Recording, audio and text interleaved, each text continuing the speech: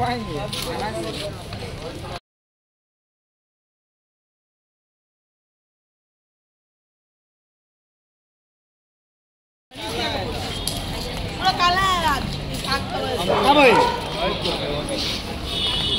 Back. আমি সিদ্ধার্থ। আজকে তোমাদের বেলেঘাটা এবং সেলট্যাক্স পামার বাজার এই অঞ্চলে ন্যাড়া পোড়ানো হয়। যেন হোলির আগের দিন তোমরা জানো যে ন্যাড়া পোড়ানো হয় অশুভকে থেকে পরিত্রাণ থেকে পাওয়ার জন্য, অশুভকে যাতে কোনো ছায়ান যাতে মানুষের মনে বা প্রবেশ করতে না পারে। তো সেই কারণে ন্যাড়া পুড়িয়ে বুড়ির ঘর বা ন্যাড়া পোড়ানো যাই বলো না কেন সেটা পুড়িয়ে পজিটিভিটি বা পজিটিভ জিনিস সঞ্চার করার জন্যই এই জিনিসটা হয়ে থাকে। তো দেখো, আশা করি তোমাদের ভিডিওটা ভালো লাগবে, এক বিন্দু স্কিপ করো না। খুব সুন্দর করে কিন্তু আমি দেখিয়েছি, দেখতে থাকো। রঙ্গোলি করছে, দেখতে পাচ্ছ, হলুদ রং লাল রং দিয়ে এখানে রঙ্গোলি করা হচ্ছে।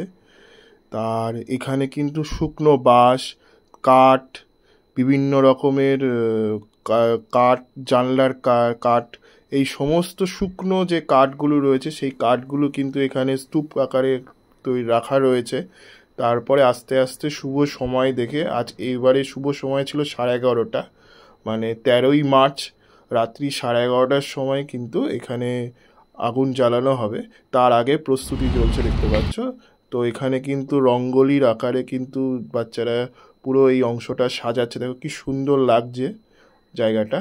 আর এখানে কিন্তু সমস্ত যে কাঠগুলো দেখছো সেগুলো শুকনো কাঠ, মানে গাছের ডাল রয়েছে। তারপরে ঘরের দরজা রয়েছে, মানে ভেঙে পড়া বা এখন আগে ইউজ হয় না এখন সেই দরজাগুলো, সেইগুলো রয়েছে। তক্তা রয়েছে। এই সমস্ত জিনিসগুলো দিয়ে কিন্তু বড় বড় কাঠ, এই সমস্ত দিয়ে কিন্তু এই অংশটা করা হচ্ছে। আর এখানে কিন্তু এই মহিলাটি দেখছো যে পুজো করছে, সে পুজো করে তারপরে ধূপ ধুনো দেখিয়ে তারপরে কিন্তু আর তারপরে আবির ছোঁয়াচ্ছে। দেখো সামনে, দেখো আবির ছোঁয়াচ্ছে ইনি।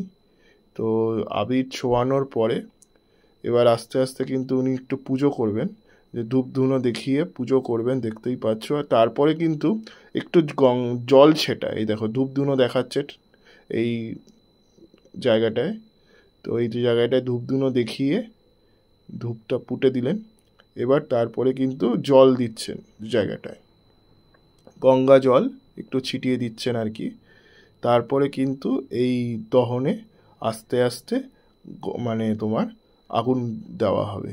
তো এই আগুনটাকে ডিপিক্ট করা হচ্ছে যে কোনো অশুভ শক্তি যদি থাকে তাকে নিধন করে একটা পজিটিভ শক্তি সঞ্চার করাই এই অনুষ্ঠানটির মূল লক্ষ্য বলতে পারো। তো বাংলায় কিন্তু এরকম অনেক রকমের উৎসব থাকে, তো এইটা একটা অন্যরকম উৎসব, সেটা তোমাদের দেখালাম। আর এখানে কিন্তু ইনি পুজো করছেন, দেখো সামনে ডালাও রয়েছে।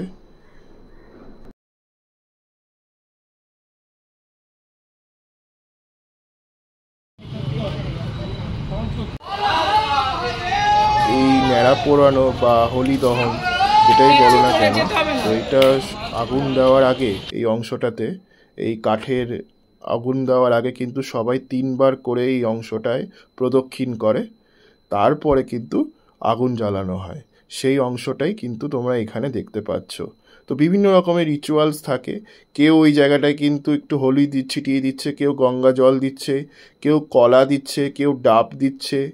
তো এইভাবে জায়গাটা জিনিসটা পুজো করা হয়। পুজো করে তারপরে কিন্তু আগুন জ্বালানো হয়। আর তারপরে তোমরা সেটা দেখবে, আশা করি তোমাদের ভালো লাগবে। তো সবাই কিন্তু এখানে প্রদক্ষিণ করছে, দেখতেই পাচ্ছ। জাস্ট জ্বালানোর আগে কিন্তু সবাই প্রদক্ষিণ করে, তো সেটাই তোমরা কিন্তু দেখতে পাচ্ছ। তো আশা করি তোমাদের ভালো লাগলো। একটা অন্যরকম দৃশ্য আমি দেখতে পেলাম, সেটাই তোমাদের আমার দর্শকের সামনে তুলে ধরলাম। আশা করি তোমাদের ভালো লেগেছে, তো দেখতে থাকো। এটার পরে কিন্তু আরেকটা জায়গায় আমি এসে গেলাম, সেখানে কিন্তু ওই প্রদক্ষিণটা চলছে, দেখতে পাচ্ছ।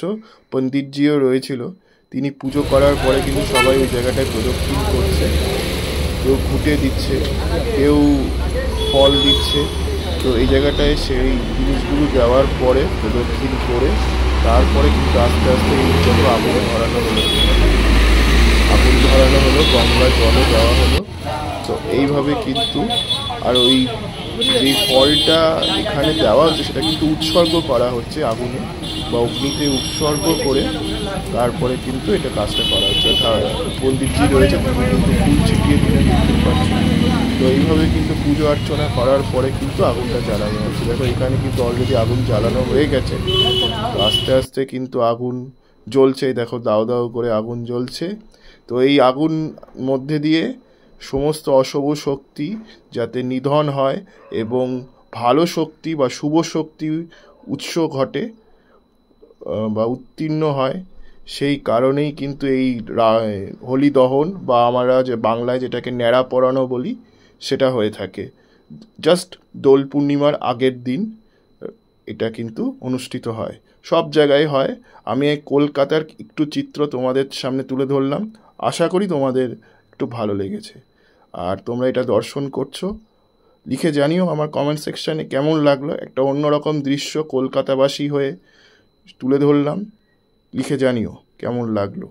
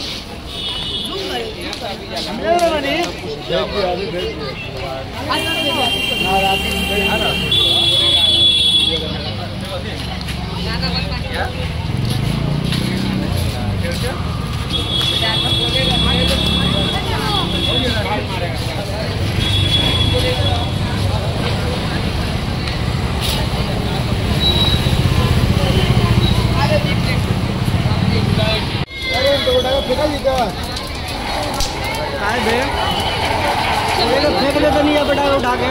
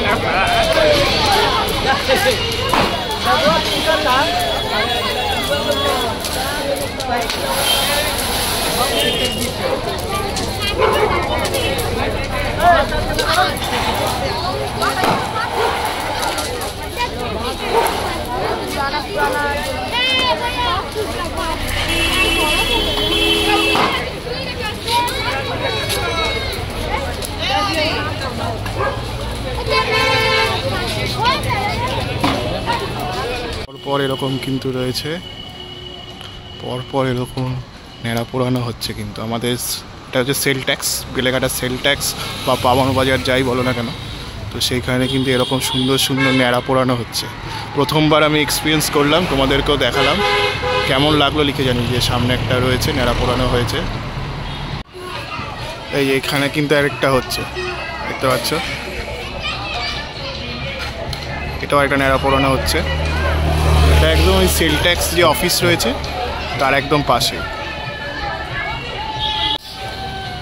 একদম সেল ট্যাক্স অফিসের পাশেই হয়েছে।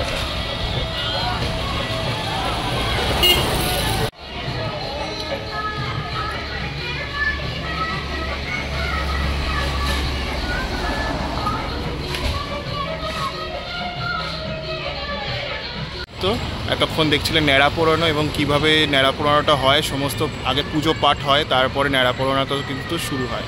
তো সেটা তোমাদের দেখালাম, আশা করি তোমাদের ভালো লেগেছে। কেমন লাগলো লিখে জানিও। তো আমি সিদ্ধার্থ আজকের মতো এখান থেকে আমাদের বেলেঘাটা আমার বাড়ির সামনে থেকে সাইন আপ জানাচ্ছি। অন্য কোনো সময় দেখা হবে, ততক্ষণের জন্য ভালো থেকো, সুস্থ থেকো।